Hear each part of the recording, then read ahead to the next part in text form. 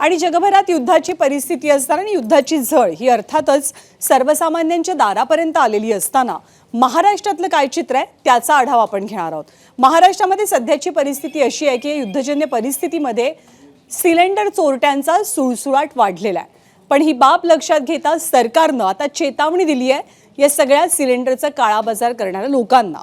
सरकारचं तुमच्यावरती लक्ष आहे, तुम्ही काळाबाजार करत असाल, चढ्या दराने सिलेंडर विकत असाल, सिलेंडर दडवून ठेवत असाल, साठा करत असाल तर शासन तुम्हाला धडा शिकवणार आहे। आणि त्याच कारवाई अंतर्गत कशा मोहिमा राबवल्या गेल्या मुंबईमध्ये, छत्रपती संभाजीनगरमध्ये, अकोल्यामध्ये त्याची दृश्य आपण पाहतोय।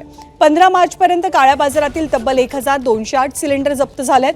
दक्षता पथकांनी केलेल्या 2129 तपासण्यादरम्यान ही कारवाई झाली आहे। जप्त करण्यात आलेल्या मालाची एकूण किंमत 33,66,000 रुपयांच्या घरात आहे आणि काळा बाजार करणाऱ्यांच्या विरोधात 23 गुन्हे दाखल झालेत तर 18 जणांना अटक सुद्धा केली गेली आहे।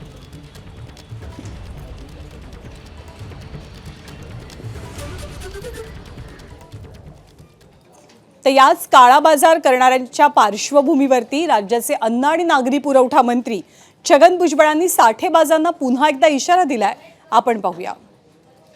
कारण काही लोकांना भीतीने जरी आपल्याकडे घरी गॅस असला तरी आणखी 2-4 सिलेंडर कुठून तरी मिळून आपल्याकडे साठा करून ठेवा, अशी सुद्धा परिस्थिती कधी कधी निर्माण होते। त्याच्यामुळे सुद्धा कृत्रिम टंचाई आपल्याला निर्माण झालेली कधी पाहायला मिळते।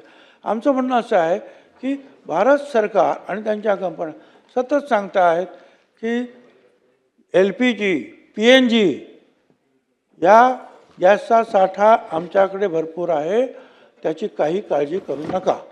2026-27च्या पत्रान्वये सर्व जिल्हाधिकारी यांना जिल्हा स्तरावर दक्षता फिरते पथक स्थापन करून आवश्यक त्या तपासण्या करण्याच्या सूचना देण्यात आलेल्या आहेत।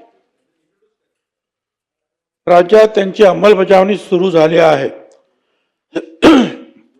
घरगुती गॅसचा अवैध वापर, साठेबाजी व काळा बाजार यासारख्या अनियमितता करणाऱ्या व्यक्तींविरुद्ध जीवनावश्यक वस्तू अधिनियम 1955 मधील तरतुदीनुसार कठोर कारवाई करण्यात येत आहे। आणि सध्याच्या परिस्थितीमध्ये LPG गॅसचा पुरवठा, LPG गॅसची उपलब्धता याबद्दल वेगवेगळ्या चर्चा सातत्याने ऐकायला मिळतात। पण LPG गॅस संदर्भात जे चुकीच्या अफवा पसरवतील, माहिती देतील त्यांच्यावरती कारवाई केली जाईल असं सुद्धा छगन भुजबळांनी म्हटलं। तर नाना पटोले यांनी भुजबळांना प्रत्युत्तर दिलंय। सामाजिक माध्यमावरील खोट्या बनावट बातम्यांवरही कारवाई करण्यात येणार आहे। दररोज रेडिओ, FM, दूरदर्शन, मुद्रित माध्यमाद्वारे माहिती देण्याचे निर्देश देण्यात आले आहे।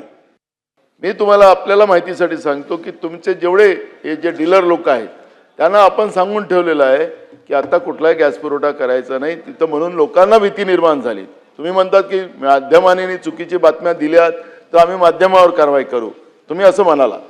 मी तुम्हाला सांगतो की तुमच्या डीलरला तुम्ही सूचना देऊन ठेवलेल्या आहात की आता काही पुरवठा करायचा नाही, तर तसं तर मला लोकांना भीती निर्माण झाली की रेग्युलर व्यवस्था असताना सुद्धा अशा पद्धतीचं डीलर त्या ठिकाणी व्यवस्था निर्माण केली, म्हणून लोकांच्या लाईनी लागल्या आणि म्हणून व्यवस्था तुम्ही निर्माण केली आणि माध्यमावर कारवाई करणार, हे बरोबर नाही।